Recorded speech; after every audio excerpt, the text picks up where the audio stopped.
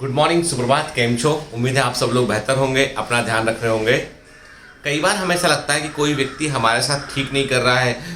कुछ लोग ऐसे होते हैं जो हम सब कुछ अच्छा करते हैं तब उसके बावजूद जो है वो हमसे जलते हैं और हमारे साथ वो मिसबिहेव करते हैं, हमको वो ठीक से ट्रीट नहीं करते हैं। कई बार दिल में बड़ा दुख होता है, लगता है कि यार हम तो सब कुछ कर रहे हैं, हम तो बड़े ऑनेस्ट हैं और हमने तो कभी इनके बारे में कुछ बोला भी नहीं और हम इनका कभी बुरा भी नहीं चाहते।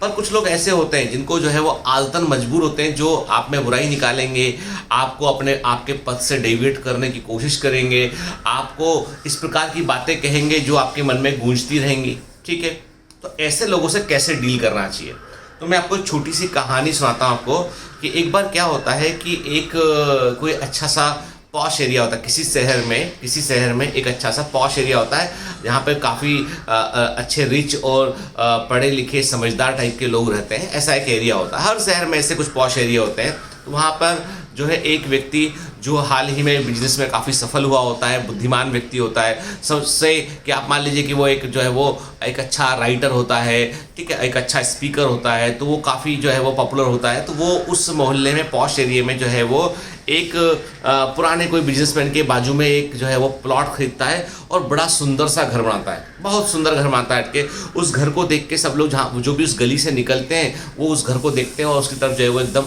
एक नज़र ज़रूर मारते हैं इसके। तो वो जो पुराना ओल्ड बिजनेस मैन जो होता है ना, उसका जो घर होता है ना, वो घर उस एक ज़माने में वो घर बड़ा सुंदर रहा होगा, लेकिन अब नया घर बनने के कारण उसका अट्रैक्शन कम हो गया।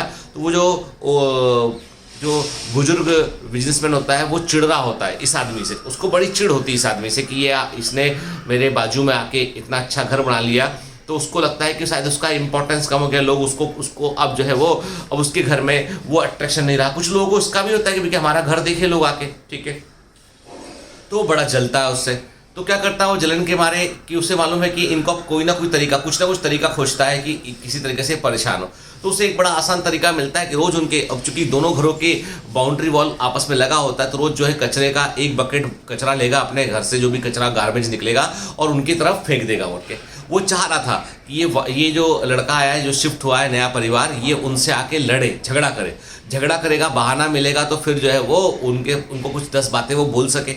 लेकिन वो लोग जो है वो समझदार लोग होते हैं, वो जो रोज़ कचरा जब डालता है तो वो उनके जो कर्मचारी हैं वो खुद भी साफ कर लेते हैं, उसका ज़्यादा कुछ बोलते नहीं है उठ के।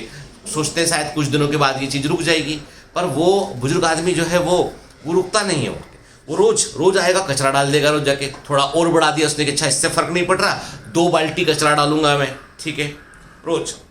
सामने वाले व्यक्ति को पता रहता है कि भाई ये फला बाजू वाले घर से कोई जो है हमारे घर में कचरा डालता है, लेकिन वो लोग कुछ बोलते नहीं है इनके कुछ। तो वो उसको बुजुर्ग को लगता है कि यार ये मतलब ये तो कुछ बोल ही नहीं रहा, ठीक है। एक दिन वो गुस्से में होता है और ज़्यादा कचरा और ही खराब जो गंदगी हो सकती है वो सब बाल्टी में भरता है और उनकी तरफ वो डालता है। लेकिन इस दौरान क्या होता है कि उसकी बाल्टी हाथ से छूट जाती है और बाजू वाले के घर में जाकर बाल्टी गिर जाती है, ठीक है। जो तेरी बकेट, बाल्टी मतलब बकेट, वो गिर जाती है। अब वो जो बाजू के घर में जो व्यक्ति रहते हैं वो देखते हैं कि भाई कचरा वैसा, तो बकेट मिलती है उनको, तो बकेट को साफ़ करवाते हैं बकेट को, और बकेट को साफ़ कराने के बाद उस बकेट को लेकर जो है वो जो है बाजू वाले व्यक्ति के घर जाते हैं, ठीक है, बकेट को हाथ में लेके। और उस बकेट में जो है बढ़िया green Apple, red Apple, green Apple बड़ा स्वादिष्ट होता है, ठीक है, तो ग्रीन एप्पल, रेड एप्पल, ये सब बढ़िया भर के अच्छे कई सारे तरह के फल भर के उस बकेट में लेके जाते हैं और उनके घर की बेल बजाते हैं। अब वो बुजुर्ग को बोलता है अरे आज आया मजा, अब आया मौका, अब आया आदमी सामने वाला लड़ने के लिए, अब मैं इसको खरी खोटी सुनाऊंगा, मजा आ गया। 2 साल से लगा हुआ था मेहनत करने, ये रिस्पॉन्ड नहीं कर रहा था, आज रिस्पॉन्ड किया इसने, देखो आज मजे लेते हैं इसके। वो बुजुर्ग आदमी मनी मन खुश हुआ। वो व्यक्ति आया, उसने नमस्ते किया कि मैं आपका पड़ोसी हूँ और ये आपकी बकेट जो है हमारी तरफ आ गई थी।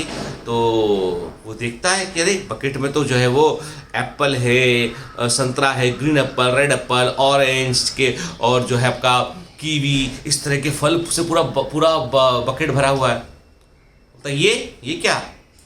तो बोलता नहीं साहब, ऐसा है कि जो लोग, जिसके पास जो होता है, दुनिया का नियम है, जिसके पास जो होता है वो शेयर करता है। आपके पास जो था वो आप 2 साल से मुझसे शेयर कर रहे थे, जो आपके पास था सब कुछ वो आप मुझसे शेयर कर रहे थे, जो आपकी अचीवमेंट था लाइफ का वो आप मुझसे शेयर करते। ये मेरा अचीवमेंट है, मैं आपसे शेयर कर रहा हूँ। बुजुर्ग व्यक्ति को बड़ी शर्म आती है। आंखें उसकी जो है वो नीचे हो जाती हैं, क्योंकि उसे लगता है कि देखो ये आदमी जो है मुझे क्या बोल रहा है कि भाई आपके पास जो कुछ था वो आपने 2 साल से मुझसे शेयर कर रहे थे, मेरे पास जो कुछ है, मेरे पास बकेट आपका आया तो मैंने आपको बकेट लुटा दिया, जो मेरे पास था वो मैंने आपसे शेयर कर लिया। तो दुनिया में लोग आपको ऐसे ही मिलेंगे जो उस बुजुर्ग बिजनेसमैन के समान होंगे, जो गंदगी का बाल्टी भर के आपके साथ फेंकते रहेंगे। आप मत रिस्पॉन्ड कीजिए, आप मत उसको रिस्पॉन्ड कीजिए, मत उसका जवाब दीजिए, आप कुछ मत बोलिए उसको। जब आपका मौका आए तो बदला मत दीजिए, आप उसको के लिए ऐसा कीजिए कि वो खुद अपनी नज़रों में गिर जाए। याद रखिए, जब किसी आदमी से हम 1 to 1 बदला लेते हैं तो हम क्या करते हैं, हम अपना ईगो सेटिस्फाइड करते हैं।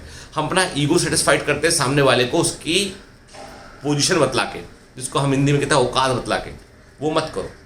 क्या करो ऐसा कुछ कि सामने वाले पे एहसान कर दो, कि वो जो एहसान होता है ना, जो आपने अच्छा काम कर दिया उसके लिए, वो उसको रात को सोने नहीं देगा। उसके दिल में इतनी गहरी चोट लगेगी, उसको लगेगा कि यार मैं 2 साल से ऐसा कर रहा था और ये आदमी मेरे बारे में तो सोचता नहीं ऐसा। तो उसको आत्मग्लानि होगी। और आपको तो कहूँ, आत्मग्लानि, सेल्फ रियलाइजेशन जो होता है ना, वो बहुत गहरी चोट पहुँचाता है। बजाय इसके कि हम उससे कुछ 4 बातें, वो आप झगड़े की 4 बातें कहेंगे, वो भी तो बातें बोलेगा, ठीक है, तो उसमें आप सही बदला नहीं ले पाएंगे। तो ये मैं आपको राज की बात बता रहा हूँ। बदला लेने का सही तरीका ये है कि जो आपका बुरा कर रहा है, बुरा बोल रहा है, जो आपके साथ ठीक व्यवहार नहीं कर रहा ना, उसको आप जो है उसको आप जो वक्त आने पर ऐसा एहसान कर दीजिए उसके ऊपर कि वो जीवन भर जो है उस एहसान के तले दब जाए, वो उस एहसान के ही बोध में वो रहे और आत्मग्लानि की फीलिंग हो। लेकिन इसका मतलब ये नहीं है कि अब आप बोलोगे सर कि ना कुछ तरह के जो शोषण होते हैं, शोषण होना एक अलग चीज़, शोषण के खिलाफ तो आवाज़ उठानी पड़ेगी। कि जैसे मैं कहता हूँ कि कभी कभी जैसे मान लीजिए कि कोई जो है वो ऐसे ऑफेंस जो सेक्सुअल नेचर के ऑफेंस है, कुछ इस तरह के ऑफेंस है जो फिजिकल ऑफेंसेस है ना, तो उसके लिए आप ये मत सोचिए। ये जो तरीका बतलाया मैंने उन लोगों के लिए बतलाया है जो स्ट्रेंजर है, जो आपको नीचे दिखाने की कोशिश करते हैं, उसके लिए बतलाया है।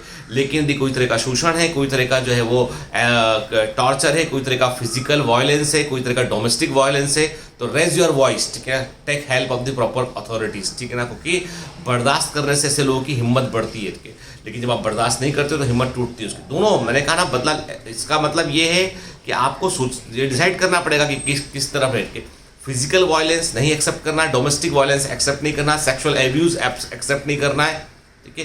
कोई वर्बल एब्यूज करता है, कुछ आपको नीचे दिखाने की कोशिश करता है, ठीक है, तो उसके लिए हमारा तरीका ये है कि हम सामने वाले आदमी को सही वक्त आने पर जवाब दें, सही वक्त आने पर जवाब दें। याद रखिए, एक बड़ी पुरानी कहावत है कि वक्त बदलता है ना तो लोगों की राय बदल जाती है।